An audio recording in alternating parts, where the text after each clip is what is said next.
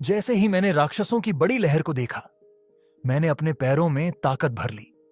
मेरी लेवल 15 वाली ताकत इकट्ठा हुई और मेरे पैरों ने तेज स्पीड पकड़ ली। हर तरफ से जमीन पर दौड़ते चूहे, ग्राउंड राइट्स, मेरी तरफ आ रहे थे और ग्रोल्स के सींग अलग अलग जगहों से उड़कर मेरी तरफ आ रहे थे। मेरी स्किन, जो पहले से ही लेवल 15 की ताकत से मजबूत थी, अब भी ग्रोल्स के सींगों से कटकर खून से भर गई थी। नंबर 1, कैरेक्टर मार्क एक्टिव हो गया है। कैरेक्टर मार्क चालू हुआ और नवीन का ब्लैक एनर्जी मेरे पूरे शरीर पर फैल गया। मैंने सामने से आने वाले सारे राक्षसों को धक्का दे दिया। कुछ दांत मेरे शरीर में गहरे तक घुस गए और कुछ ग्राउंड राइट्स ने मेरी जांघें काट लीं। फिर भी मैं रुका नहीं, मैं बस दौड़ता गया। आगे एक दीवार दिखी। मैंने ग्राउंड राइट्स पर छलांग लगाई और देखा कि वहां 2 लोगों के लिए एक चमकता हुआ ग्रीन जोन था। लेकिन ओ नहीं, ग्रीन जोन 2 में एक कोई पहले से ही अंदर बैठा था। मैं पीछे से आते राक्षसों को भूल गया और बस उसे देखने लगा। वो इंसान वहां नहीं होना चाहिए था। अरे, मैंने कहा। वो मेरी तरफ मुड़ा। तुम बाहर निकल सकते हो ना, तुम्हें इसमें रहने की जरूरत नहीं है। मुश्किल है, आज बहुत थका हुआ हूं। मुझे गुस्सा आया। मैं उसका चेहरा तोड़ देना चाहता था। ये वो चंद्रशेखर नहीं था जिसे मैं जानता था। वेज ऑफ सर्वाइवल नाम की नॉवल में लिखा था कि चंद्रशेखर को ये ग्रीन जॉन चौथी बार के टाइम ट्रैवल में मिला था। तो फिर ये उसे अभी कैसे मिल गया? क्या उसने इसे दूसरी बार में ही ढूंढ लिया था, लेकिन किताब में लिखा नहीं था? पीछे से ग्राउंड राइट्स की आवाजें आ रही थीं। अब सोचने का टाइम नहीं था। मैंने गौरव की सांसें महसूस की और चंद्रशेखर की आंखों में देखा। हमने दोनों एक साथ कहा, बच्चे को ले लो, बच्चा मुझे दो। शुक्र है कोई तो मेरी बात सुन रहा था। ग्रीन जोन में अब 2 में से 2। मैंने गौरव को अंदर डाला और ग्रीन जोन भर गया। अब वो सुरक्षित था। भैया रुक जाओ। भैया। गौरव दौड़कर मुझे पकड़ना चाहता था, लेकिन चंद्रशेखर ने उसे रोक लिया। मैंने तलवार उठाकर ग्राउंड राइट्स की तरफ मारना शुरू कर दिया। सुप्रीम गंजा जनरल ने अपनी आंखें बंद कर ली हैं। सुप्रीम कठोर जज आपको घूर रहा है। अंत में चंद्रशेखर ने मुझे देखा। मैंने कहा था तुम मर जाओगे। अब सारे राक्षस मेरी तरफ आ रहे थे और कोई ग्रीन जोन नहीं बचा था। मैं नहीं मरूंगा। मैंने जेब में हाथ डाला। सच कहूं, मैं इसे यूज नहीं करना चाहता था, पर अब और कोई चारा नहीं था। मुझे 4th वॉल पर भरोसा करना था। ये चंद्रशेखर चौंक गया। शायद उसे समझ आ गया कि मैं क्या करने वाला हूं। वैसे भी ये तरीका मुझे उसी से मिला था। मैंने हाथ में सफेद चमकता पत्थर देखा। Spectre stone. मुझे ये पत्थर दानकुनी जाते वक्त कुछ राक्षसों को मारने से मिला था। सैकड़ों ग्राउंड राइट्स मुझे काटने लगे थे। मेरे शरीर पर चोटें थीं और कंधों से खून बह रहा था। अब मेरी ताकत जल्दी खत्म हो रही थी। तभी मैंने वो पत्थर अपने मुंह में डाल लिया। जैसे ही वो अंदर गया, मेरे मुंह से भाप जैसी धुंध निकलने लगी और मेरा पूरा शरीर ढक गया। पिंजरा एक्टिवेट हो गया है। अब सारे राक्षस मुझे देख ही नहीं पा रहे थे। मेरे आसपास सब कुछ धुंधला और अजीब होने लगा। प्लेटफॉर्म, चंद्रशेखर और गौरव सब गायब होने लगे। मैं अब एक भूत बन गया था। रविंद्र, ये मेरी मां की आवाज थी। मुझे समझ आ गया। मैं सपना देख रहा हूं। मैं बाहर निकलना चाहता था, लेकिन यह सपना बहुत गहरा था। जमीन कीचड़ जैसी हो गई और मुझे अंदर खींचने लगी। ज्यादा गहराई में जाने के कारण 4th वॉल की ताकत थोड़ी कम हो गई है। अब मेरे सामने पुराने डरावने सीन दिखने लगे। एक कमरे में खून फैला था। एक आदमी की लाश पड़ी थी। एक औरत खड़ी थी जो उसे देख रही थी। नहीं, ये याद मैं नहीं देखना चाहता था। मुझे ये सब याद भी नहीं आ रहा था। मैंने सिर हिलाया और वो सीन टूट गया। ये मेरा पुराना ट्रॉमा था। इसीलिए मैं स्पेक्टर स्टोन खाने से डरता था। ये इंसान को भूत बना देता है ताकि राक्षस उसे ना देख पाए, लेकिन इसके साथ साथ आपके अंदर की सबसे डरावनी यादें भी बाहर आ जाती हैं। मैंने ये किसी और को इसलिए नहीं दिया क्योंकि कोई और इसे खाता तो शायद पागल हो जाता। मुझे सब कुछ झेलना था, चाहे कितना भी दर्द हो। 4th वॉल वाकई एक जादुई ताकत है। ये इस पत्थर की बुरी चीजें भी रोक सकती हैं और शायद इससे भी ज्यादा ताकतवर है। चंद्रशेखर, क्या तुम चंद्रशेखर हो? मुझे लगा फिर से ट्रॉमा शुरू हो गया, लेकिन ये मेरी आवाज नहीं थी, ये कोई और था। मैंने पीछे मुड़कर देखा और वहां एक अनजान औरत खड़ी थी। तुम चंद्रशेखर नहीं हो। मुझे लगता है तुम इंडियन हो, लेकिन तुम कौन हो? एक सुनहरे बालों वाली विदेशी लड़की सामने थी। वो छोटी कद काठी की लग रही थी। उसने मुझे कुछ देर तक अजीब नजरों से देखा। ये बात मेरी समझ में नहीं आ रही। मैंने कई बार भविष्य देखा है, लेकिन तुम्हें कभी नहीं देखा। उसकी बाईं आंख में लाल रंग की डरावनी सी घूमती लकीर थी। तभी मेरे दिमाग में कुछ बातें कौंधी।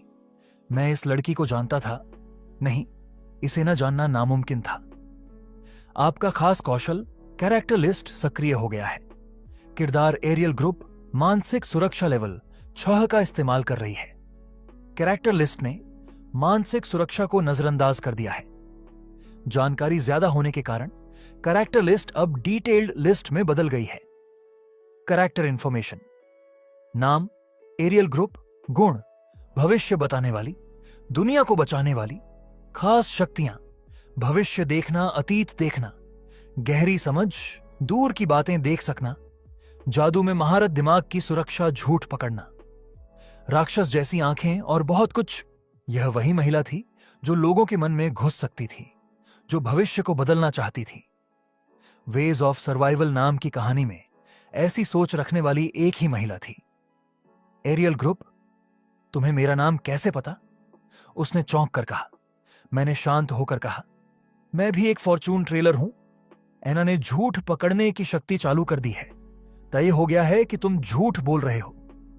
असल में एक सच्ची फॉर्चून ट्रेलर से झूठ बोलना आसान नहीं था। अब सच बताओ, तुम हो कौन? उसने होंठ भींच लिए, जैसे वो गुस्से में हो या विरोध कर रही हो। मैं जानता था यह सब कैसे होगा। शायद मेरी फोर्थ वॉल नाम की ताकत थोड़ी कमजोर हुई थी, तभी उसे मेरी मौजूदगी महसूस हुई। लेकिन यह थोड़ी निराशाजनक बात थी। क्या तुम्हें वाकई याद नहीं मैं कौन हूं? क्या तुम्हें आस्तिका नाग का दिल किसने भेजा था? अब उसके चेहरे पर धीरे धीरे पहचान के भाव आने लगे। तुमने उसी दिल से राक्षसी आंखें लगाई थी, है ना? तो तुमने ही ब्रोकन फेथ मांगी थी। राक्षसी आंखें, यह एक बहुत कीमती वस्तु थी जिसकी कीमत लाखों सिक्कों में थी, और इसे इस महिला ने एक अमीर डोनर से लेकर हासिल किया था। मैं तो ईर्ष्या महसूस कर रहा था। तुम्हारा नाम क्या है? कैसे? चौथे वॉल का असर वापस आ रहा है। क्यों? मैं अब तुम्हारे बारे में कुछ क्यों नहीं देख पा रही? उसकी आंखें धीरे धीरे धुंधली होने लगीं। उसकी शक्ति अब कमजोर हो रही थी और उसका शरीर धीरे धीरे गायब होने लगा। मैंने मुस्कुराकर हाथ हिलाया। हम दोबारा जरूर मिलेंगे। महाद्वीप के दूसरी तरफ मेरा इंतजार करना। फोर्थ वॉल की ताकत पूरी तरह से वापस आ गई है। अब एना पूरी तरह गायब हो चुकी थी। मैंने चैन की सांस ली। सच कहूं तो जब मैं एरियल ग्रुप से बात कर रहा था तो मेरा मन बार बार डगमगा रहा था। यह ठीक नहीं था। आपकी स्किल के असर से वेलकम प्रिजन का प्रभाव आप पर नहीं हुआ है। ओ नहीं, यह असर तो अब आया। अब मेरी सोच थोड़ी साफ हो गई थी। अभी भी थोड़ी घबराहट थी, लेकिन पहले से काफी बेहतर था। मैंने एक गहरी सांस ली और धीरे धीरे छोड़ी। फिर मैंने एक एक कर बातों को याद करना शुरू किया ताकि मैं फिर से शांत हो सकूं। मैं हूं रविंद्रनाथ सिंह। दुनिया खत्म हो चुकी है। वेज ऑफ सर्वाइवल अब सच बन चुका है। यह जगह पिंजरा है। मैंने स्पेक्टर का पत्थर खा लिया था और थोड़ी देर के लिए भूत बन गया था। भूत होने के कारण अंडरग्राउंड जीव मुझ पर हमला नहीं कर सकते थे। हां, अब सब समझ आ रहा है। इसीलिए दुनिया अब ऐसी दिख रही है। ऐसा लग रहा था जैसे मैं किसी नशे में हूं। समय का कोई अंदाजा नहीं था। मैं थोड़ा परेशान हो गया। श्वेता, हितेश और हासना का क्या हुआ? वो चंद्रशेखर कहीं गौरव को तो नहीं मार दिया? क्या तीसरा मिशन अभी भी चल रहा है? क्या अभी जमीन के चूहे आसपास घूम रहे हैं? क्या ग्रोल्स मुझे ढूंढ रहे हैं? अगर ऐसा है तो भैया, रविंद्र जी। कई आवाजें मेरे दिमाग में गूंजने लगी। आपकी खास स्किल परमानेंट लेवल 1 एक्टिव हो गई है। टीप, यह स्किल पहली बार आई है और इसका पूरा मतलब अभी पता नहीं है। नाम बाद में बदल सकता है। हाँ, अब वापसी का वक्त आ गया था। मैंने तेज सांस ली। मेरे गाल पर किसी मुलायम चीज का स्पर्श हुआ। रविंद्र जी। धुंध हटने लगी और मेरी नजरें साफ हो गईं। सबसे पहला चेहरा जो मैंने देखा वो था श्वेता का। हितेश और हासना भी चिंतित नजर आ रहे थे। मिशन खत्म हो गया रविंद्र जी। हम सफल हो गए। हम जीत गए। अच्छा, हम जीत गए। मैंने अपनी टीम को देखा जो बहुत खुश थी। मैंने अपने शरीर को हिलाने की कोशिश की, लेकिन बहुत देर तक चुपचाप पड़े रहने के कारण मांसपेशियां जमी हुई थीं। ज्यादा खुश मत हो। हाँ, सिर्फ एक दिन ही बीता है, कल तीसरा दिन था। हितेश ने मुझे उठने से रोकते हुए सहारा दिया। रविंद्र जी, अभी मत उठिए, आपने अब तक नींद भी नहीं ली है। अभी कितना बजा है? सुबह के 8:30। मिशन को खत्म हुए आधा घंटा हो गया है। 8:30। चलो अच्छा है, ज्यादा समय नहीं गया। पर एक चेहरा नजर नहीं आया। गौरव कहां है? गौरव, वो। इसके पहले कि हासना कुछ बोलती, मेरी नजर उस ओर चली गई जहां जिया और चंद्रशेखर खड़े थे और गौरव को देख रहे थे। रुको, ये चंद्रशेखर क्या कर रहा है? तभी मुझे याद आया, जब चंद्रशेखर ने हमारी टीम को देखा था तो वह चौंक गया था। कहीं उसने अंतर्दृष्टि से कुछ खास तो नहीं देखा? तुमने चुन लिया? पहले तो कभी नहीं किया। पत्थर का इस्तेमाल करने के बाद चंद्रशेखर की आवाज साफ नहीं आ रही थी। फिर गौरव ने बोलना शुरू किया। कोई बात नहीं है। तुम सच में मेरे साथ नहीं चलोगे? हां, नहीं जाऊंगा। अगर तुम मेरे साथ चलो तो बहुत ताकतवर बन सकते हो, फिर भी नहीं आओगे? हां, मैं नहीं जाऊंगा। बिल्कुल बेवकूफ हो तुम। चंद्रशेखर ने गुस्से से मेरी तरफ देखा। Special skill reader I, level 2 चालू हो गई है। किस्मत वाला है ये लड़का, थोड़ा काम आ सकता है, इसे अभी के लिए साथ रखो। मैं कुछ बोलना चाहता था, लेकिन मेरे शरीर में ताकत नहीं बची थी। रविंद्र भैया। जैसे ही गौरव ने देखा कि मैं उठ गया हूं, वो रोती आंखों से मेरी ओर भागा, लेकिन चंद्रशेखर की सोच अब भी मेरे दिमाग में गूंज रही थी। अब और देर नहीं कर सकता, मुझे आज ही हमला करना है, नहीं तो। हमला किस पर? मैं सोचने की कोशिश कर रहा था, लेकिन बहुत थक गया था। जैसे ही मैं थोड़ा ढीला हुआ, मुझे फिर से किसी की मुलायम स्पर्श अपने गाल पर महसूस हुई। श्वेता जी। जजी, सॉरी, मैं थोड़ी देर सो रहा हूं। फिर मैं सो गया। एक मीठी नींद थी जिसमें कोई सपना नहीं आया। 2 घंटे बाद मेरी नींद खुली। अरे ओ, कितनी देर सोएगा? कान में एक तेज और चिढ़ाने वाली आवाज आई। इस बार मेरे गाल के नीचे कुछ ज्यादा सख्त था। ओह, रविंद्र जी उठ गए। मुस्कुराता चेहरा। हासना मुझे ऊपर से देख रही थी। श्वेता जी अब आराम कर रही हैं। रात को हम सब ठीक से सो नहीं पाए थे। मैंने देखा कि श्वेता दीवार से टिककर सो रही थी। फिर हासना बोली, वैसे हितेश के जांग का तकिया कैसा लगा? मैंने देखा हितेश नींद में लार टपका रहा था। मुझे लग रहा था कि तकिया अजीब है। अब समझ आया, मैं हितेश की जांघ पर सो रहा था। वो आर्मी वाला तकिया जैसा लग रहा था, जिसमें हल्की खून की गंध भी थी। रविंद्र भैया। मेरे पेट पर कुछ भारी था। देखा तो गौरव मुझसे सटकर सो रहा था। जैसे ही मैं धीरे से उठने लगा, मुझे बोंगा की आवाज सुनाई दी। हां हां, जाग गए तो लो, ये पकड़ो। कानों में कुछ आवाजें आने लगी। सुप्रीम कठोर जज को तुम्हारे दुख की कहानी से दुख हुआ है। सुप्रीम ब्लैक ड्रैगन तुम्हारे बीते समय में दिलचस्पी दिखा रहा है। सुप्रीम षड्यंत्रकारी तुम्हारी मां के बारे में सोच रहा है। सुप्रीम लोगों ने तुम्हें 1800 कॉइन्स दिए हैं। साले कमीने, ये लोग मेरी पुरानी जिंदगी को देखना चाहते थे, लेकिन बात यहीं खत्म नहीं हुई। तुमने दानकुनी की रात बिना ग्रीन जॉन के काट ली है।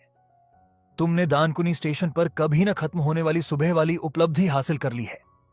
इसके लिए तुम्हें 1000 कॉइन्स इनाम में मिले हैं। कुल कॉइन्स 22,650 सी। मैंने जितने कॉइन्स चाहिए थे वो पूरे कर लिए थे। इतनी मुश्किल रात यूं ही बेकार नहीं गई। इस बार हासना ने पूछा, अब आज क्या करेंगे? कल जैसा कुछ? नहीं, आज नहीं। वो तरीका सिर्फ एक दिन के लिए काम करता है। हो सकता है कि किस्मत से हमें आज भी कोई ग्रीन जोन मिल जाए, लेकिन वेज ऑफ सर्वाइवल में चौथे दिन के ग्रीन जोन की कोई सही जगह नहीं बताई गई थी। फिर हासना थोड़ी परेशान हो गई, लेकिन इसकी जरूरत नहीं थी। आज हम तीसरा मिशन पूरी तरह खत्म करेंगे। क्या? मैंने गौरव को धीरे से नीचे लिटाया और खड़ा हो गया। यह मेरा असली प्लान नहीं था, लेकिन चंद्रशेखर की बात सुनने के बाद अब मैं रुके नहीं सकता। कल उसने बस थोड़ा टाइम पास किया था, लेकिन आज कहानी कुछ और है। अब मैं जमीन के असली मालिकों को बाहर निकालूंगा। कैसे? हासना ने पूछा। मैंने हितेश की तरफ देखा, जो गहरी नींद में सो रहा था। अब वो खास चीज इस्तेमाल करने का टाइम आ गया है जो मैंने बचा कर रखी थी। अब वक्त आ गया था दानकुनी के मालिक को बदलने का। हितेश ऑफिसर की तरह ड्यूटी पर होते हुए झपकी ले रहे थे। शायद वेज ऑफ सर्वाइवल में ऐसा लिखा गया होगा, और शायद ये भी। शायद हितेश को नहीं पता था कि आज उसके साथ क्या होने वाला है। हितेश जी? अरे हां, बस थोड़ी नींद आ गई थी। रविंद्र जी, आप ठीक हैं ना? हाँ, मैं ठीक हूं। वैसे आप कुछ बोल रहे थे, जैसे कोई ऑफिसर। सच में? कुछ सेकंड क्लास सोल्जर हितेश जैसा कह रहे थे। हितेश का चेहरा लाल हो गया। वो तो आर्मी के टाइम की एक पुरानी बात है। आप आर्मी में थे? मुझे तो लगा आप ऑफिसर हैं। मैं पहले लेफ्टिनेंट था, फिर 3rd यूनिट में ट्रांसफर हो गया था। ऐसे ट्रांसफर कम होते हैं। आप आर्मी के लिए अच्छे रहे होंगे। हितेश मुस्कुराए। वो हंसी में समझ सकता था। बहुत कम लोग ऐसे होते हैं जो सच में आर्मी के लिए बने होते हैं। बाकी लोग तो बस वहां टिक जाते हैं क्योंकि और कहीं फिट नहीं होते। अब मैं एक छोटी सी बात कहने वाला था जो असर डाल सके। फिर भी अच्छा लगता है कि आप हमारे साथ हैं हितेश जी। हां, जब आप सामने खड़े होते हैं तो लगता है कि कोई हमें बचाने वाला है। ऐसा लगता है क्या? हितेश थोड़ा मुस्कुराए। हल्की सी मुस्कान थी, लेकिन सुकून देने वाली। थोड़ी बात करके मैं उनसे अलग हो गया। असल कहानी में हितेश तब बदलता है जब वह गुमहो स्टेशन के लोगों को कोल ग्रुप से बचाता है, लेकिन इस बार वो मौका हासना ने ले लिया। अब श्वेता, हासना और गौरव मेरी तरफ आ रहे थे। मैंने उनसे कहा, तुम लोगों ने देखा ना मैं क्या कर रहा था? बस वैसा ही करना है। हां, देखा तो था, पर करना क्यों है ये? इसका एक खास कारण था। हितेश को अब जिम्मेदारी महसूस होने लगी है। हितेश मासूमियत से अपनी ढाल साफ कर रहे थे। रीडर्स आए। सच में थोड़ा चीटिंग जैसा लगता था, खासकर जब बात किरदारों की आती थी। मैं चाहता हूं कि हम सब हितेश जी की मदद करें। वो थोड़े दुखी से लगते हैं। अगर हम उन्हें मोटिवेट करें तो वो अच्छा महसूस करेंगे। मैंने ये बात दिल से कही। श्वेता ने बिना सोचे हां कर दी। जैसे कहते हैं, तारीफ से मोर भी नाचने लगता है। हां, कुछ कुछ ऐसा ही। ठीक है, मैं कोशिश करूंगी। लेकिन हासना थोड़ी परेशान लग रही थी। रविंद्र जी? हां? आपका स्पॉन्सर कहीं वन आइड फॉर्च्यून टेलर तो नहीं है? वो क्या होता है? आपको नहीं पता? एक पल को लगा शायद हासना ही इस कहानी की राइटर है। जैसे याटब थापा को वन आइड मैत्रेय कहा जाता था। नहीं, वैसा कुछ नहीं है। मेरे पास बस एक खास ताकत है जो लोगों को अच्छी तरह समझ सकती है। मुझे नहीं पता कि ये पूछूं या नहीं, तो रहने देती हूं। Thank you. पर आपने कभी मुझ पर यह स्किल यूज किया है? मैं थोड़ी देर के लिए चौंक गया। अच्छा हुआ हासना के पास झूठ पकड़ने की स्किल नहीं है। मैंने गौरव की तरफ देखा और बोला, मैं ये स्किल सिर्फ लड़कों पर यूज करता हूं। ओहो, ये झूठ नहीं था।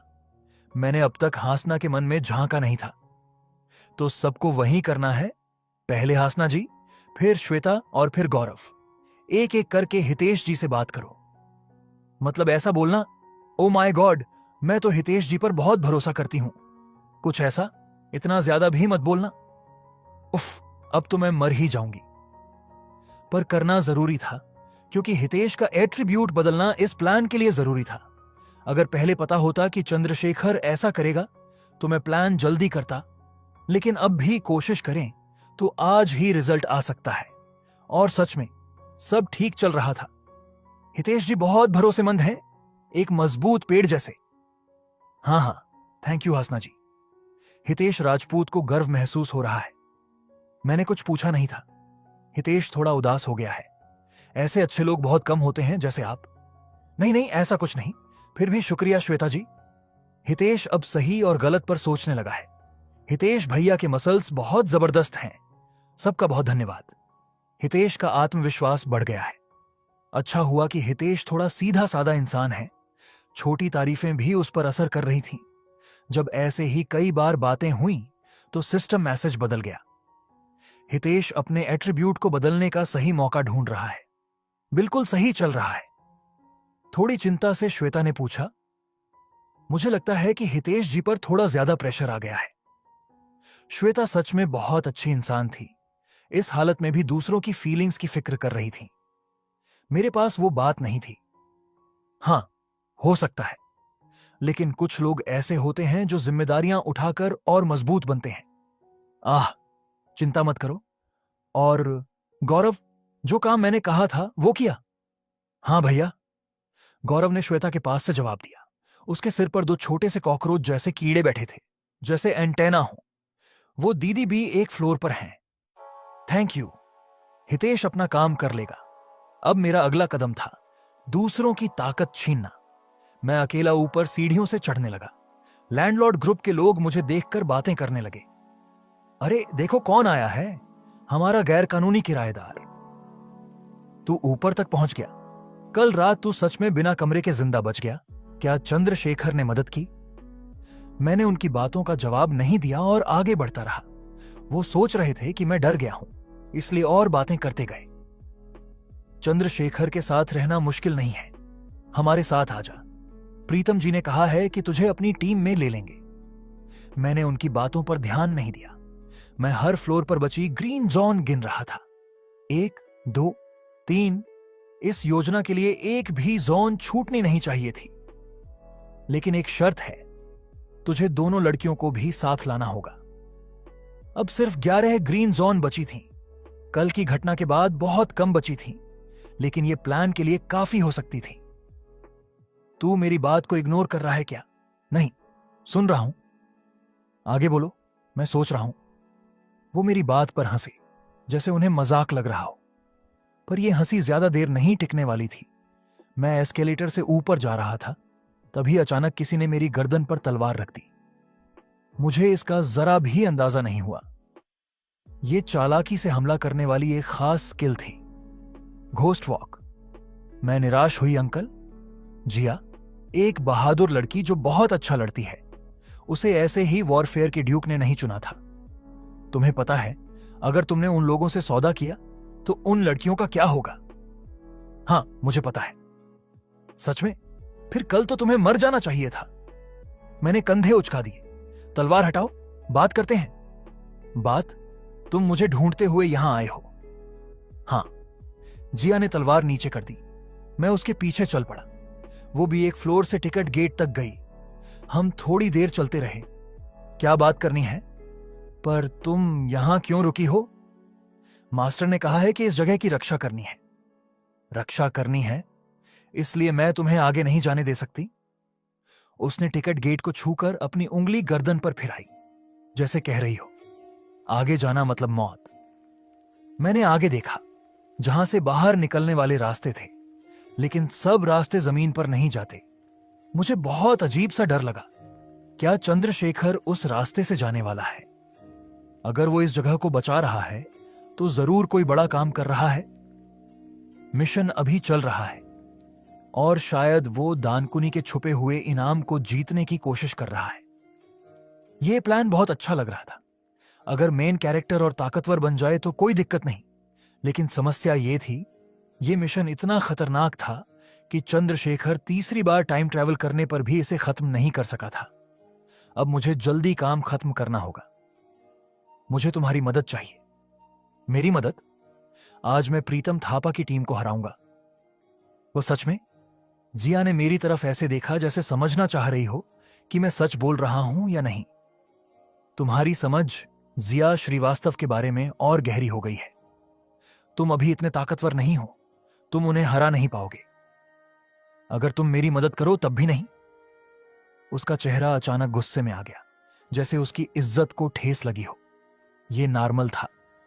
जिया ने पहले दिन ही प्रीतम को हराने की कोशिश की थी, लेकिन हार के भाग गई। अगर चंद्रशेखर ने उसे ना बचाया होता तो वो मर जाती। मेरे पास एक तरीका है। अगर तुम साथ दो तो मैं ये कर सकता हूं, पर मास्टर ने कहा है कि मैं यहीं रहूं। अगर तुमने मदद नहीं की तो यहां के ज्यादातर लोग मारे जाएंगे। लोग तो वैसे भी मरेंगे। क्या चंद्रशेखर ने यह कहा? जिया की आंखें डर से कांपने लगीं। वो लड़का जिससे हम कल मिले थे मर चुका है, समझी? मुझे पता है। शायद वो बच सकता था। अगर जिंदा होता तो आज दौड़कर हमें चंद्रशेखर के बारे में बता रहा होता। वो तो उसे चंद्रशेखर ने मार दिया। वो उसे बचा सकता था। ये सब बोलते हुए मेरे मन में उलझन होने लगी। मुझे लगा मैं खुद भी चंद्रशेखर जैसा ही बनता जा रहा हूं। वो मेट्रो स्टेशन, गुम हो स्टेशन। मैंने भी ऐसे कई लोगों की मदद नहीं की जिन्हें शायद मैं बचा सकता था, बस इसलिए कि मैं अपनी जान बचाना चाहता था। लेकिन झूठे लोग भी कभी कभी बहुत सच्ची बातें बोल लेते हैं। मैंने तुम्हारा वीडियो देखा था मेट्रो में सफर करते समय। जिया के कंधे थोड़े कांपने लगे। वो वीडियो जिसमें तुमने जिंदा रहने के लिए अपने दोस्त को मार दिया था। बस करो। असल में तुम ऐसा करना नहीं चाहती थी। जिया नाम की लड़की अंदर से बहुत परेशान हो गई है। तुम क्या जानते हो? मैं जितना जानता हूं बस उतना ही कह रहा हूं। शायद मुझे कुछ नहीं पता। मैं तो बस अपने आप से बात कर रहा हूं। लेकिन जब बात शुरू कर ही दी है तो कह दूं, अगर आज तुम पीछे हट गई तो पूरी जिंदगी पछताओगी। यह पक्का है। जिया श्रीवास्तव बहुत बड़ी उलझन में पड़ गई है। मैं असली जिया को नहीं जानता था, लेकिन उस कहानी वाली किरदार जिया को जरूर जानता था। यह वही लड़की थी जो आगे चलकर चंद्रशेखर की सबसे वफादार साथी बनेगी। लेकिन वो बात अब भी की नहीं, भविष्य की है। जिया चंद्रशेखर की ताकत से प्रभावित थी, लेकिन वो खुद बहुत अलग इंसान थी। कुछ देर चुप रहने के बाद जिया बोली, अगर मैं मदद करूं तो क्या लोग बच सकते हैं? सब नहीं, लेकिन कुछ जरूर बचेंगे। मुझे क्या करना होगा? आज शाम 7 बजे से शुरू करेंगे। मैंने उसे पूरा प्लान समझा दिया। इस प्लान को कामयाब बनाने के लिए जिया को वही करना था जो मैंने बताया। जिया कुछ पल मुझे घूरती रही, फिर बोली, तुम सीरियस हो? सच में ये सब करने वाले हो? हाँ, सच कहूं तो मुझे नहीं लगता कि यह काम करेगा। पहले ही बता देती हूं, शायद मैं मदद न कर सकूं। यह तुम्हारा फैसला है। उसने भले ही मना किया, लेकिन मुझे पता था कि जिया जरूर आगे आएगी। वो वही लड़की थी जिसे वफादारी और युद्ध के ड्यूक ने चुना था।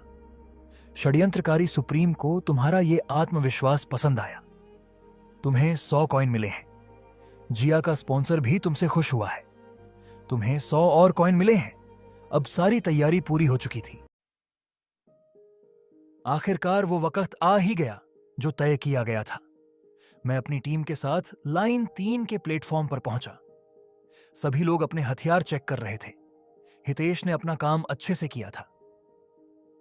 मैंने वही किया जो रविंद्र जी ने कहा था, क्योंकि हमारे पुराने हथियार अब बहुत खराब हो चुके थे। मैंने हितेश से कहा था कि वो नए हथियार बनाए। इन हथियारों के लिए जो सामान लिया गया वो ग्रोल नाम के जानवरों से आया था, जिन्हें हमने कल रात की लड़ाई में हराया था। उनके सींगों से तलवार और भाले बनाए गए थे। ये थोड़े छोटे थे, लेकिन अभी के लिए ठीक थे। हासना मुस्कुराई और बोली, ये हल्के भी हैं और मजबूत भी, है ना? आह, रविंद्र जी, हितेश जी, बहुत बहुत धन्यवाद। श्वेता ने झुककर शुक्रिया कहा। ग्रोल के सींगों से भारी हथियार नहीं बन सकते थे, इसीलिए गौरव के पास अब भी पुराना हथियार ही था। वो चुपचाप जमीन की तरफ देख रहा था। मैंने उसका सिर सहलाया और कहा, आज की लड़ाई कल से ज्यादा मुश्किल हो सकती है। क्या सब तैयार हैं? सबने सिर हिलाकर हां कहा। तो चलिए शुरू करते हैं। अब हमें जल्दी करना था, इससे पहले कि लैंडलॉर्ड अलायंस को कुछ पता चले। हासना, श्वेता और गौरव अपने अपने काम पर चले गए। मैं और हितेश सीढ़ियां चढ़ने लगे। हितेश बोला, थोड़ा डरे हुए अंदाज में, रविंद्र जी, मुझे खुद पर भरोसा नहीं है। वो इस मिशन का सबसे जरूरी हिस्सा था। मैंने मजबूती से कहा, सब ठीक होगा। लेकिन वो अब भी डरा हुआ था।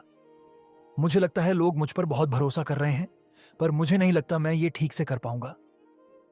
आप भरोसेमंद इंसान हैं हितेश जी। धन्यवाद। दरअसल ये सब मेरे लिए पहली बार है। मैं जब आर्मी में था तब भी किसी ने मुझ पर ऐसा भरोसा नहीं किया। ये बात मैंने पहली बार सुनी। वेज ऑफ सर्वाइवल में इस बारे में ज्यादा नहीं बताया गया था। जब ये सब खत्म हो जाएगा तो मुझे अजीब लगता है जब आपसे बात करता हूं। क्यों? ऐसा लगता है जैसे आप मुझे पहले से जानते हैं।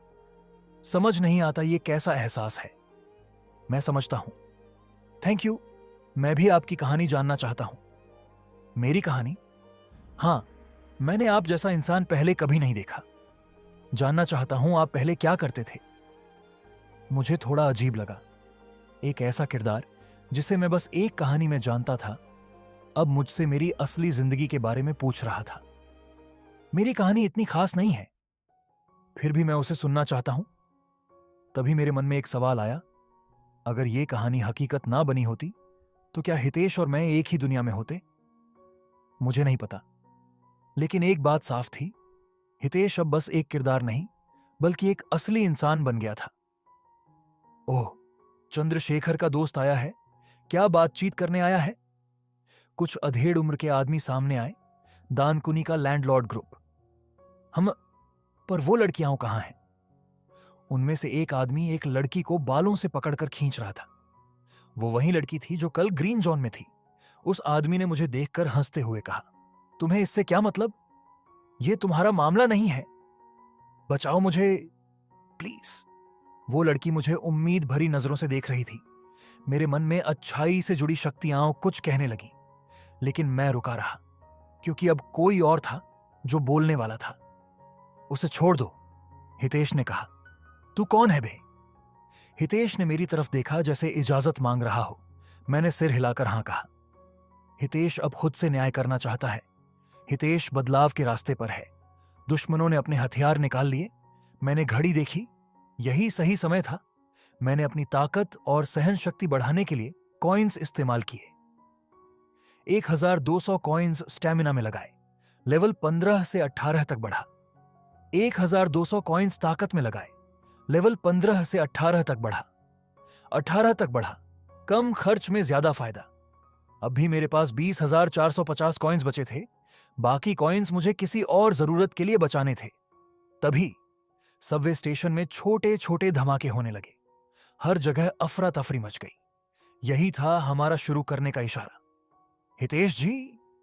हितेश ने सिर हिलाया और हम दोनों सामने खड़े लोगों की तरफ दौड़ पड़े। अलायंस के लोग घबरा गए और चिल्लाए, क्या कर रहे हो? पागल हो क्या? विशेष ताकत प्योर स्टार एनर्जी चालू हो गई है। एक अधेड़ आदमी का हाथ जो एक औरत को पकड़े था कटकर उड़ गया। खून देखकर बाकी लोग डर के मारे जम गए, लेकिन हमने किसी की परवाह नहीं की और भागते रहे। पीछे से वो लोग भी हमें पकड़ने दौड़े। इन पागलों को रोको। 2 मंजिल का एक रास्ता था। ये जगह प्रीतम थापा की निजी जमीन थी। आपने किसी की निजी जमीन में घुसपैठ की है। इन्हें घेर लो। वहां पहले से खड़े कुछ अलायंस के लोगों ने हमें देख लिया। कुछ लोग गायब थे, इसलिए संख्या थोड़ी कम थी। लगभग 20 पीछे और 12 सामने, लेकिन फिर भी लोग ज्यादा थे। मुझे उनसे सबके साथ लड़ाई नहीं करनी थी। जैसे ही हम उनके पास पहुंचे, हितेश मेरे आगे आ गया और उसने लोहे की ढाल लगा दी। हितेश ने माउंटेन पुश लेवल 1 का इस्तेमाल किया है।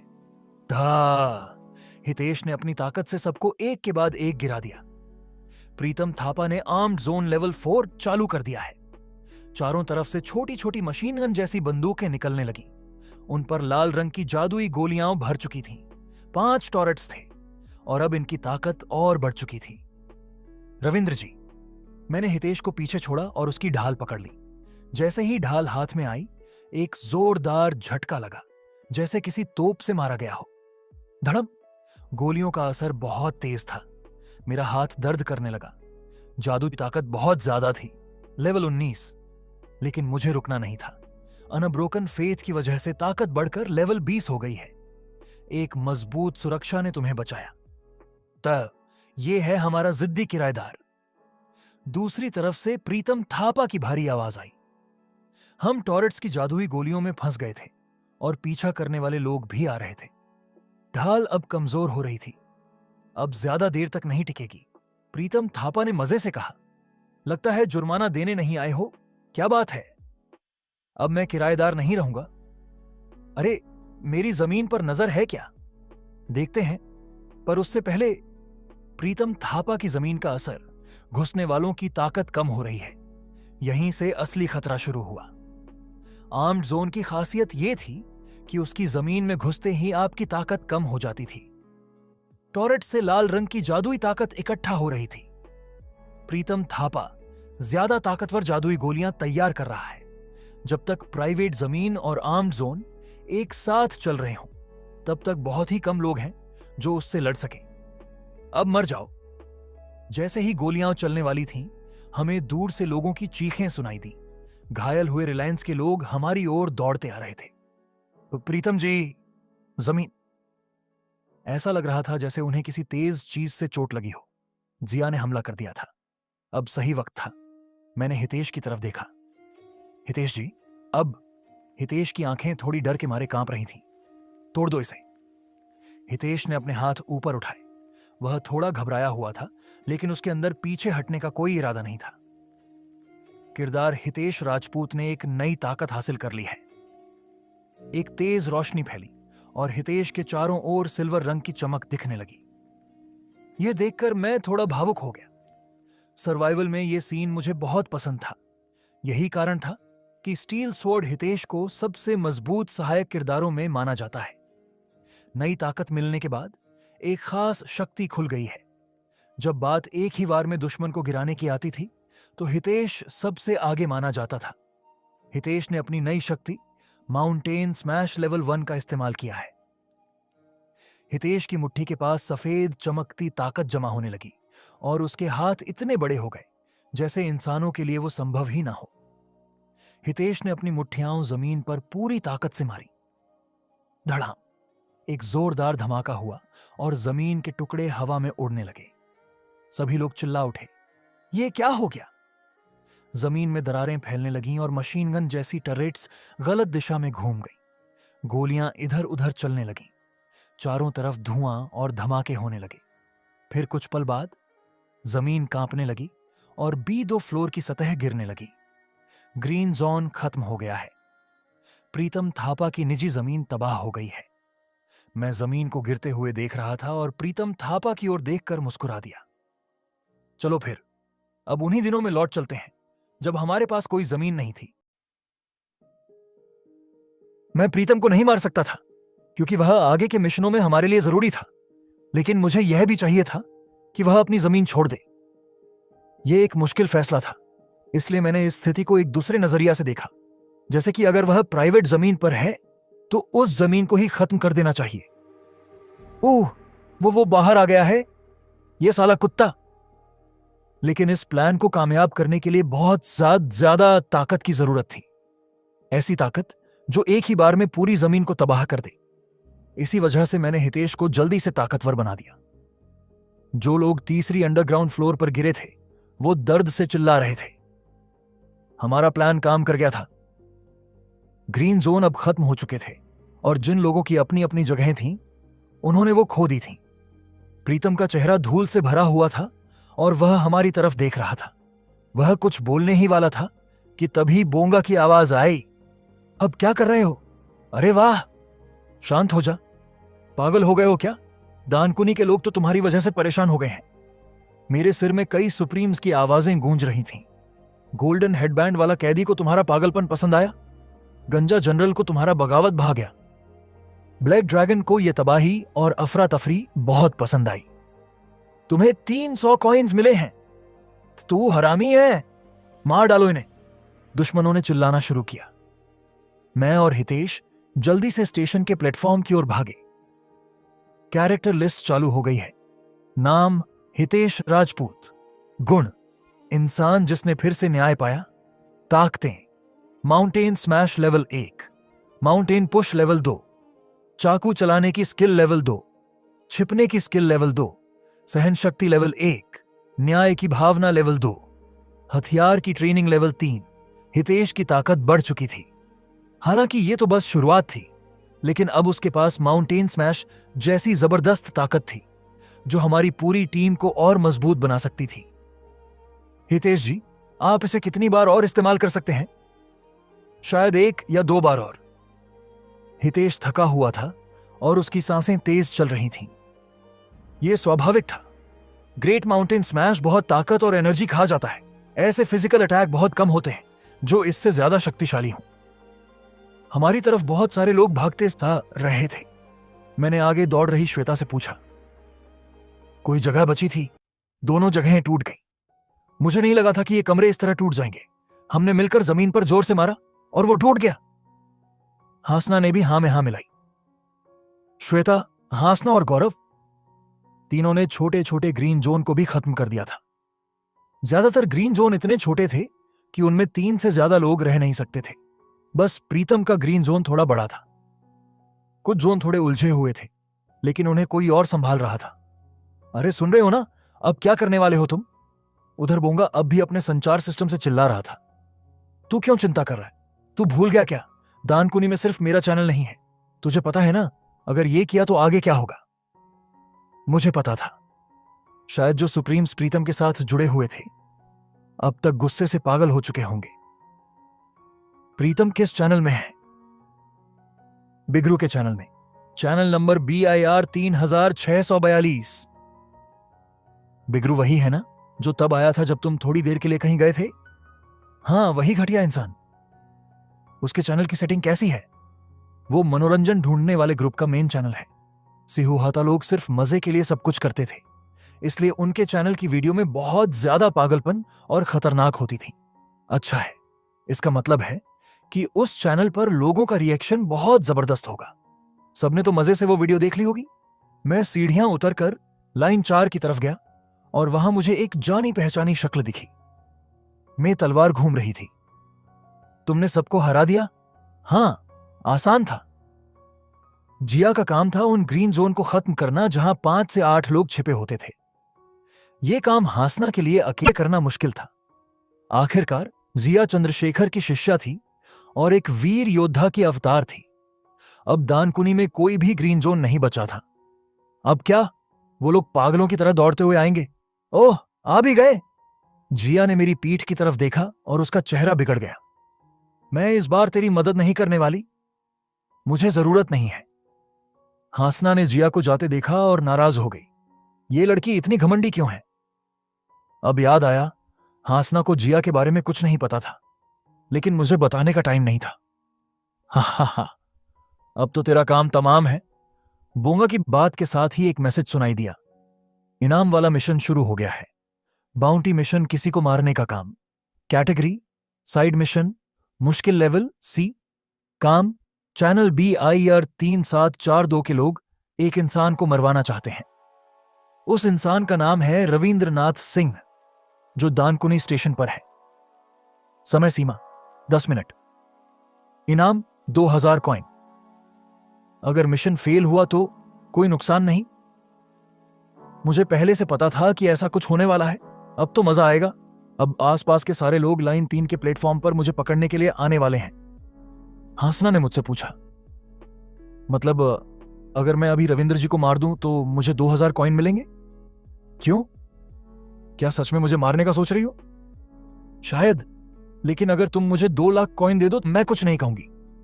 उसे क्या बता 2 लाख कॉइन की वैल्यू कितनी बड़ी है। रविंद्र जी, आप मेरे पीछे आइए। हितेश आगे बढ़कर मेरे सामने आ गया। हासना मेरे साथ खड़ी रही और श्वेता और गौरव ने आसपास से हमें घेर लिया ताकि कोई पास ना आ सके। एक मजबूत सुरक्षा बन गई थी। हासना मुस्कुराकर बोली, अब मैं अपना कर्ज चुका सकती हूं। रविंद्र जी, हम कोशिश करेंगे कि कोई आपको छू ना सके।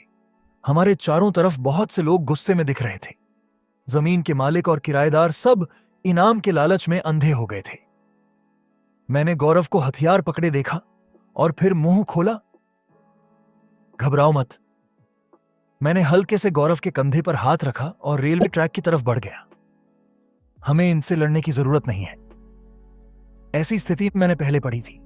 मुझे याद नहीं था यह किस बार हुआ था, लेकिन चंद्रशेखर जब दानकुनी पहुंचा था तो आते ही ग्रीन जोन नष्ट कर दिए थे। अब भी कुछ वैसा ही हो रहा था। इस इलाके के सारे ग्रीन जोन खत्म हो गए हैं और मुख्य मिशन रुक गया है। अब मिशन की कठिनाई बाकी बचे समय के हिसाब से अपने आप बदल रही है। मिशन की जानकारी अपडेट हो गई है। मेन मिशन 3 आपातकाल रक्षा। प्रकार मेन, कठिनाई मध्यम बी। क्या करना है? अब जब सारे ग्रीन जोन खत्म हो गए हैं तो बाकी बचे दिनों में जो राक्षस पैदा होने वाले थे वो सब अचानक एक साथ आ गए हैं। तुम्हें अब 8 घंटे तक किसी भी तरह जिंदा रहना है। समय 8 घंटे। इनाम 1000 कॉइन्स। अगर फेल हुए तो कुछ तय नहीं। पहले इस मिशन को पूरा करने के लिए 3 दिन बाकी थे, लेकिन अब जो राक्षस आने वाले थे वो सब एक साथ आ रहे हैं। मतलब साफ है, आपातकाल रक्षा शुरू हो गई है। अब असली बचाव शुरू हो चुका था। क्या हो रहा है? जो लोग मेरी ओर आ रहे थे वो डर के मारे चिल्लाने लगे।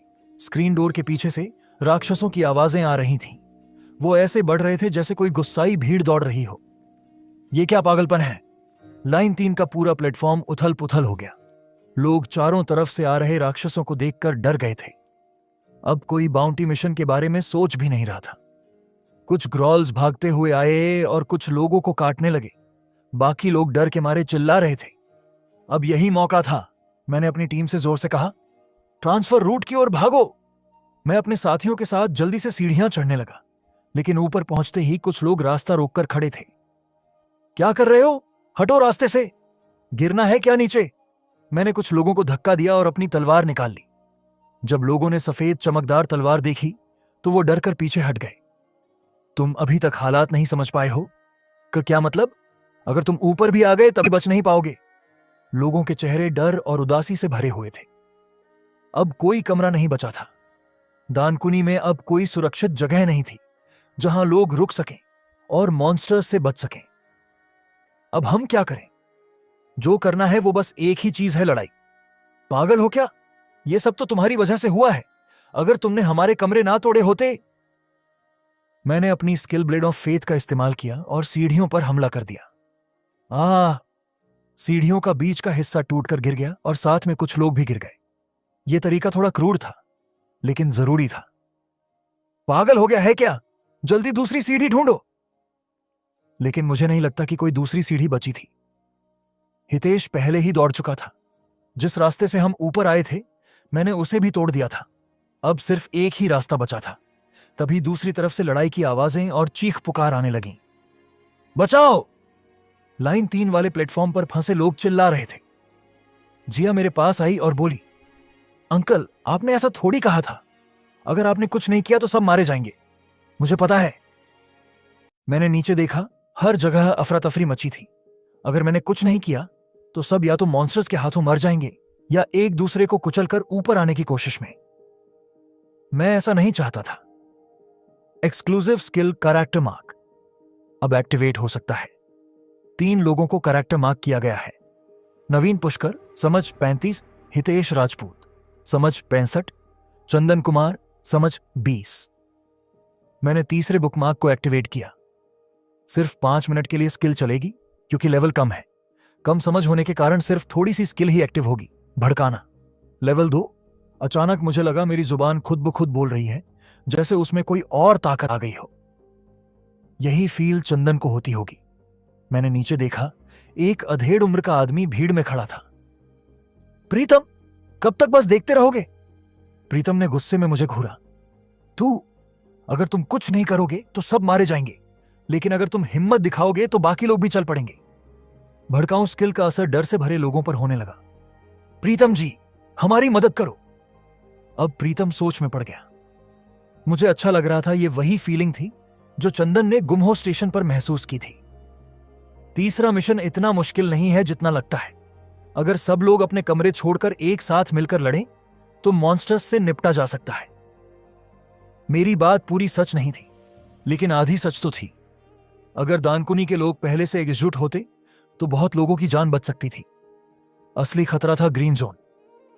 अगर प्रीतम सबके साथ मिलकर लड़े तो हम सब बच सकते हैं। जो लोग मिलकर लड़ेंगे वो बचेंगे, जो भागेंगे वो मरेंगे। जिया का स्पॉन्सर भी इससे सहमत है। समुद्री देवता नाम का सुप्रीम भी सिर हिलाकर हां करता है। अब कोई भी कमरा नहीं बचा जिसमें तुम छिप सको। अब यह मत सोचो कि तुम मकान मालिक हो या किराएदार, बस लड़ो वरना मर जाओगे। जैसे जैसे हालात बिगड़ते जा रहे थे वैसे वैसे भड़काऊ स्किल का असर बढ़ता जा रहा था।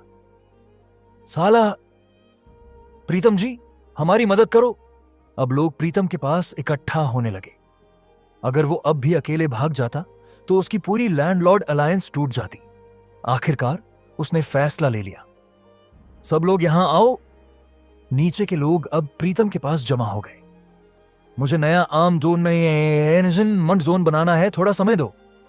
मुख्य ताकत थी प्रीतम का आर्म डाट जोन, लेकिन उसकी कमजोरी यह थी कि उसे हर बार इंस्टॉल करने में समय लगता था। चारों तरफ खून बिखर रहा था, लोग चिल्ला रहे थे, किसी के हाथ पैर कट रहे थे। जैसा मैंने सोचा था, सबसे पहले जो मैदान छोड़कर भागे वो किराएदार थे, मकान मालिक नहीं। श्वेता जी, जी आप मुझ पर छोड़ दीजिए। मुझे कुछ बताने की जरूरत नहीं थी। श्वेता पहले से ही समझ गई थी कि उसे क्या करना है। उसका धागा आगे बढ़ा और वो उन लोगों को बचाने लगी जो अब लड़ने लायक नहीं थे। वैसे भी हमारा मकसद था कि प्रीतम को आर्म जोन लगाने के लिए थोड़ा समय दिया जाए। ओ थैंक यू। किराएदार उस धागे से लटककर ऊपर खींचे जा रहे थे। जो लोग बचाए गए थे वो डर के मारे कांप रहे थे और अपने घावों को बांध रहे थे। इस बीच कुछ लोग जो अब भी हथियार लिए हुए थे वो मुझे घूरने लगे।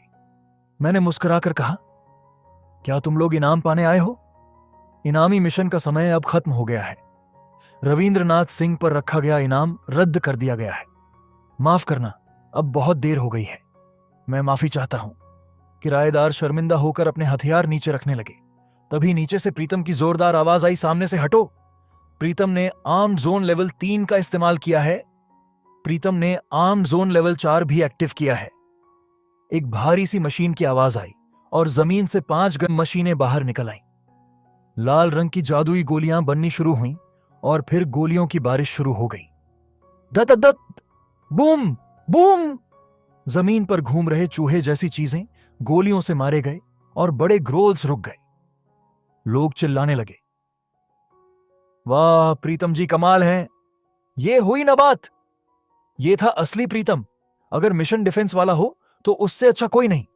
10 खतरनाक लोग यूं ही नहीं कहे जाते थे। सब मर जाओ कमीनों।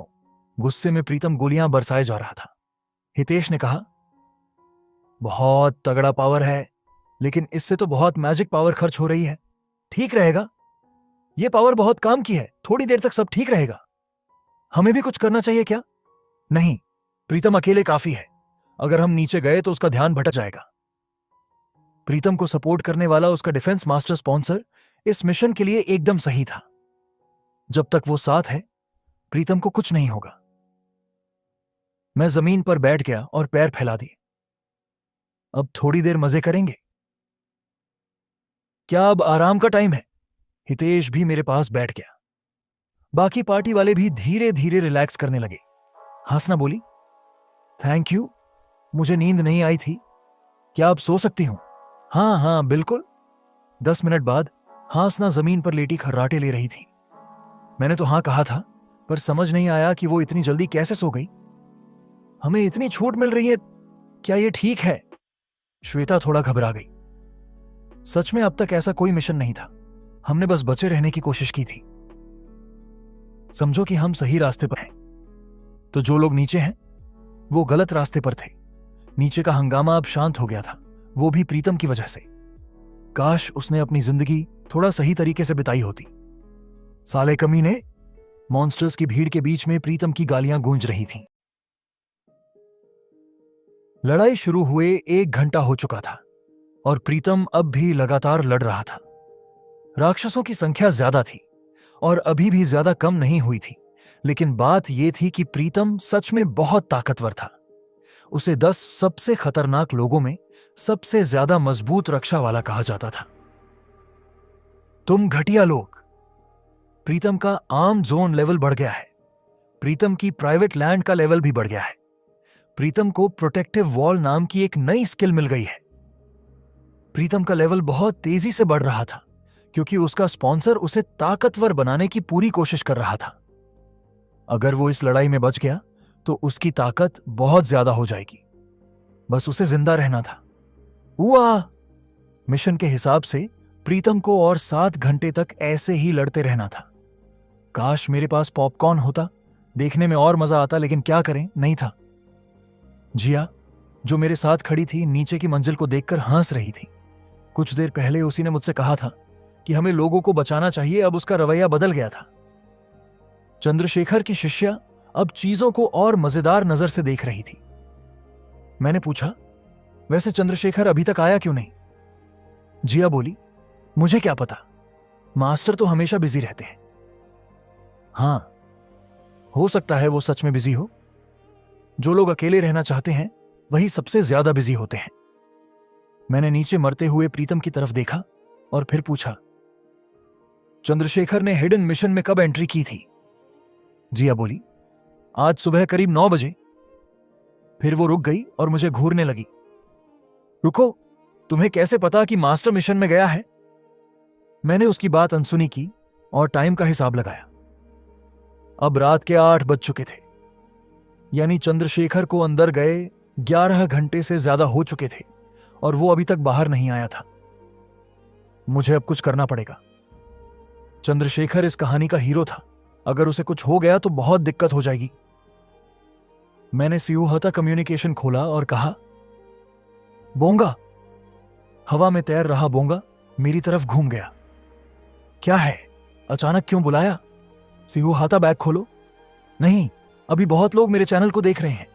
मुझे पता था, जो मैंने प्रीतम के साथ प्लान बनाया था उससे मेरा नाम बढ़ रहा था। मनोरंजन पसंद सुप्रीम्स अब प्रीतम के चैनल को छोड़ रहे थे और अब वो सब किस चैनल में जा रहे थे? नए सुप्रीम्स चैनल में आ रहे हैं, जाहिर है बोंगा के चैनल में। BI 7623 चैनल अब बड़ा होने को तैयार है। हाँ, अब मेरा चैनल भी पॉपुलर हो रहा है। बोंगा खुश हो रहा था, लेकिन अभी मजे का टाइम नहीं था। मैंने कहा, अगर चैनल नहीं बिगाड़ना चाहते हो तो जल्दी बैग खोलो। ठीक है यार, खोलता हूं। बोंगा ने एक ऐड दिखाया और फिर बैग खोल दिया। अब मैंने अपने बचाए हुए कॉइन्स इस्तेमाल किए। लो 5000 कॉइन, मुझे गोल्ड मेंबर बना दो। बोंगा ने मुझे देखा, लंबी सांस ली, फिर सिस्टम मैसेज आए, 5000 कॉइन कट गए हैं, आप अब गोल्ड मेंबर हैं। अब बैग का लुक और ऑप्शन भी बदल गए थे।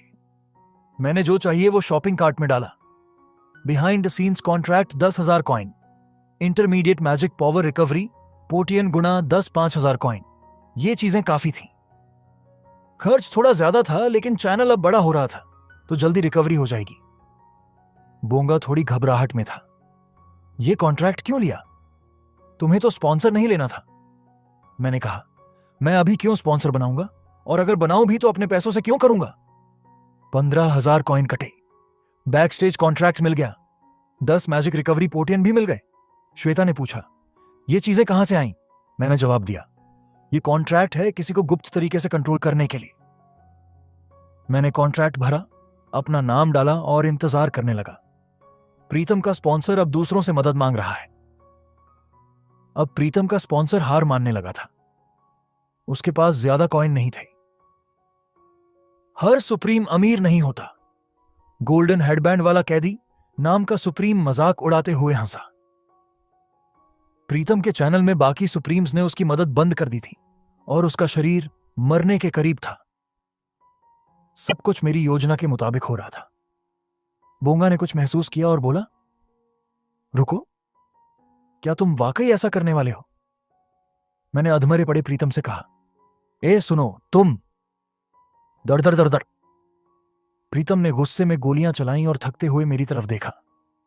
क्या तुम ऐसे ही मरना चाहते हो या मुझसे एक समझौता करना चाहते हो? क्या मतलब? मैं कोई सुप्रीम नहीं हूं, इसलिए तुम्हारा स्पॉन्सर नहीं बन सकता, लेकिन अगर चाहो तो मैं तुम्हें छुपकर मदद कर सकता हूं। कैसा रहेगा? यह आदमी क्या बकवास कर रहा है? प्रीतम चुप रहो, मैं तुमसे बात नहीं कर रहा। मैंने एक हाथ में समझौते का कागज और दूसरे में जादू की ताकत बढ़ाने वाली दवा दिखाई। जल्दी बताओ, अगर साइन करोगे तो ये दोनों चीजें तुम्हें मिलेंगी। तभी एक मैसेज आया, प्रीतम का असली स्पॉन्सर सामने आ गया है। डिफेंस मास्टर नाम का सुप्रीम तुम्हें पागल समझ रहा है। वो अभी तैयार नहीं था, लेकिन जल्दी उसे मेरी जरूरत पड़ेगी। बोंगा मुझे देख रहा था। तुम पागल हो क्या? ये भी डर गया। तुम पहले इंसान हो जो एक सुप्रीम को सपोर्ट करने की कोशिश कर रहा है। मैं नहीं कर सकता क्या? सुप्रीम के इतने बड़े होते हैं, वो किसी आम इंसान से समझौता क्यों करेंगे? तुम्हारा सोचना है। डिफेंस मास्टर एक छोटा सुप्रीम था। उसकी दुनिया खत्म हो चुकी थी। अब कोई उसे याद नहीं करता था, इसीलिए उसे कोई कॉइन नहीं मिलते थे। एक दिन वो पूरी तरह भुला दिया जाएगा। इसीलिए कुछ सुप्रीम्स अपने लिए इंसान ढूंढ रहे थे जिन्हें वो अवतार बना सके। उनके जरिए ही लोग उन्हें याद रखते हैं। उसके पास अब कॉइन नहीं है। क्या? प्रीतम की ताकत बहुत कम हो गई थी। वो अब मरने ही वाला था। मतलब उसके स्पॉन्सर के पास देने के लिए कुछ नहीं बचा। बिना कॉइन के कोई नया समझौता नहीं हो सकता, और अगर सुप्रीम को कोई नया इंसान नहीं मिलता तो लोग उसे भूल जाएंगे, और तारे के लिए भुला दिया जाना मतलब मौत। अब बोंगा डर गया था। तुम कौन हो? अगर मेरे पास मौका होता तो प्रीतम मेरे लिए बहुत काम का साबित होता। चंद्रशेखर जैसे लोग भी कई बार उसे अपने साइड लाने की कोशिश कर चुके थे, लेकिन कभी कामयाब नहीं हुए। श्वेता ने कहा, रविंद्र जी, वो मरने वाला है। प्रीतम अपने होंठ काट रहा था, खून बह रहा था। अब उसकी रक्षा करने वाली मशीनें भी खत्म हो रही थीं। आखिरी मौका था। डिफेंस मास्टर नाम का सुप्रीम समझौते को ध्यान से देख रहा है। वो अब ध्यान दे रहा था। बोंगा की आंखें हैरानी से खुल गईं। क्या ये सच है? मैंने कॉन्ट्रैक्ट आगे बढ़ाया। डिफेंस मास्टर ने कॉन्ट्रैक्ट पढ़ना शुरू कर दिया है। प्रीतम ने अचानक चिल्लाया, शायद उसे भी एक मैसेज मिला। क्या? ये क्या है? मतलब वो बेचा जा रहा था। प्रीतम जी, ये क्या हो रहा है? डिफेंस मास्टर थोड़ा सोचने का समय मांग रहा है। फिर एक और मैसेज आया। डिफेंस मास्टर ने कॉन्ट्रैक्ट में एक शर्त जोड़ी है। अगर तुम ये शर्त मानते हो तो वो मान जाएगा। मैंने पढ़ा। 14, रविंद्र को मानना होगा कि प्रीतम डिफेंस मास्टर की संपत्ति है और उसे बचाना होगा। 15, रविंद्र को उसकी मदद करनी होगी ताकि वह और ताकतवर बने। असल में यह सब तो वैसे भी करना था। जो सबसे जरूरी बात थी वो थी 3, रविंद्र को हर दिन 10 बार तक प्रीतम को आदेश देने का अधिकार होगा। मैंने सिर हिलाया। मैं साइन करता हूं। फिर एक हल्का धागा मुझसे और प्रीतम से जुड़ गया। कॉन्ट्रैक्ट पूरा हो गया है। अब आप प्रीतम के साइड स्पॉन्सर बन चुके हैं। अब आप प्रीतम को आदेश दे सकते हैं। समझौता 5 साल के लिए है और खुद ब खुद नहीं बढ़ेगा। अगर चंद्रशेखर को पता चले कि मैंने प्रीतम को इतनी आसानी से अपने साथ मिला लिया तो वो हैरान रह जाएगा। अगर मैंने वेज ऑफ सर्वाइवल की आखिरी कहानी न पढ़ी होती तो मैं यह तरीका कभी नहीं जान पाता। मैंने रिकवरी दवा श्वेता को दी। ये प्रीतम को दे दो, हर 40 मिनट में एक बार। उसे देना ठीक होगा? देना जरूरी था, वरना हम मेन मिशन को पूरा नहीं कर पाते। श्वेता ने दवा दी और प्रीतम थोड़ा उलझन में दिखा। ये क्या है? इसे पी लो और लड़ो। प्रीतम को थोड़ा शक हुआ, लेकिन फिर उसने दवा की बोतल खोल दी। नीला धुआं उसके शरीर से निकलने लगा और जो तोपें टूटी हुई थीं वो फिर से ठीक हो गईं। प्रीतम की जादुई ताकत पूरी तरह से वापस आ गई है।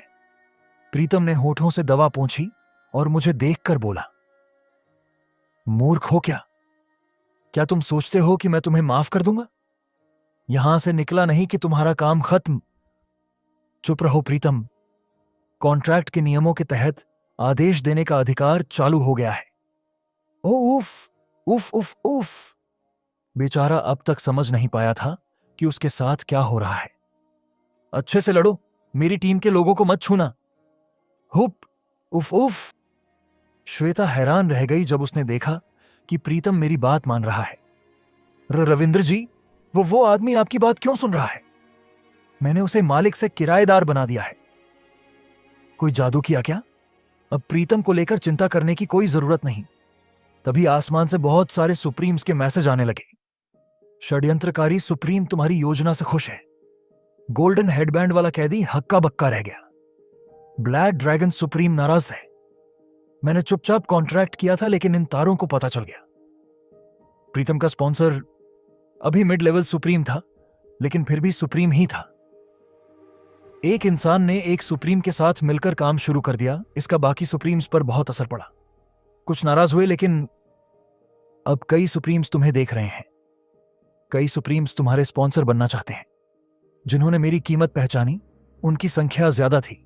अगर वो मेरे साथ जुड़े तो वो प्रीतम की ताकत का इस्तेमाल कर सकते हैं। फिर प्रीतम के चैनल का मालिक सिहुहाता बिगरू हवा में आ गया। सुप्रीम्स, अचानक क्यों जा रहे हो? रुक जाओ। थोड़ा और रुको। बिगरू डर गया था, उसका चैनल बर्बाद हो रहा था। इसी ने गुमहो स्टेशन में खाने और सर्वाइवल की सजा जैसी चीजें बनाई थी। नहीं। बिगरू धीरे धीरे धुंधला होकर गायब हो गया। चैनल BIR 3742 को सब्सक्राइबर कम होने की वजह से बंद कर दिया गया है। बोंगा डरते हुए बोला, माफ करना। रविंद्र जी, क्या हुआ? आप क्या शुरू से ही प्रीतम को ही निशाना बना रहे थे? मैंने बस कंधे उचकाए। पागल इंसान, मैंने किससे कॉन्ट्रैक्ट कर लिया? बोंगा कुछ बोल ही नहीं पाया। मुझे फर्क नहीं पड़ा, अब सब ठीक था और मुझे आगे बढ़ना था। मैंने अपनी टीम से कहा, जो अभी भी चौंकी हुई थी, सुनो सब लोग, मुझे थोड़ी देर के लिए जाना है। क्या? अभी? हाँ, एक जरूरी काम है। हितेश और श्वेता जी, आप लोग यहीं रहो, कुछ मत करना। बस जब जरूरत हो प्रीतम को दवा दे देना और आराम करना। हासना ने पूछा, तो मैं और गौरव, तुम दोनों मेरे साथ चलोगे? कहां? थोड़ा बताना मुश्किल है, लेकिन वहां एक बहुत बुरा आदमी है। बुरा आदमी? वो खुद चीजें लूटने चला गया, बिना किसी की परवाह किए, चाहे लोग मर जाएं। अब मैं जाकर उसे सबक सिखाने वाला हूं। हासना थोड़ी सोच में पड़ी, फिर बोली, वो प्रीतम से भी बुरा है? मैंने कुछ पल सोचा और कहा, बहुत ज्यादा बुरा। तो चलो उसे सबक सिखाते हैं, बाकी बात मैं रास्ते में बताऊंगा। मैं हासना और गौरव के साथ आगे बढ़ रहा था, तभी किसी ने मेरा कंधा पकड़ लिया। वो जिया थी। रुको, तुम अभी कहां जा रहे हो? खैर, ये अच्छा ही हुआ। अच्छा हुआ तुम मिल गई, हमारे साथ चलो। लेकिन जा कहां रहे हो? चंद्रशेखर मुसीबत में है। जिया हंस पड़ी, जैसे उसे लगा मैं मजाक कर रहा हूं। क्या पागलों जैसी बात कर रहे हो? मास्टर खतरे में? मेरा चेहरा गंभीर था और जिया की हंसी रुक गई। सच में? लेकिन तुम्हें यह कैसे पता? मुझे कैसे पता? शायद मैं इस दुनिया का दूसरा सबसे बड़ा इंसान हूं जो उसके मास्टर को अच्छे से जानता है। मैंने समय देखा। उस पागल ने एग्जिट 1 वाले हिडन मिशन में एंट्री ली है। ओह, और उसे गए हुए 11 घंटे हो चुके हैं। ओह। जिया कुछ बोल नहीं पाई।